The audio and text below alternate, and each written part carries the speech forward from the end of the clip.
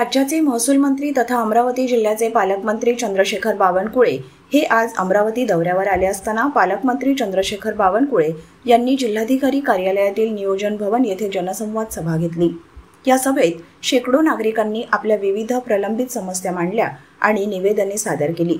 जनतेच्या समस्या ऐकून घेत पालकमंत्री बावनकुळे यांनी तात्काळ दखल घेत अधिकाऱ्यांना ऑन द स्पॉट निराकरण करण्याचे आदेश दिले।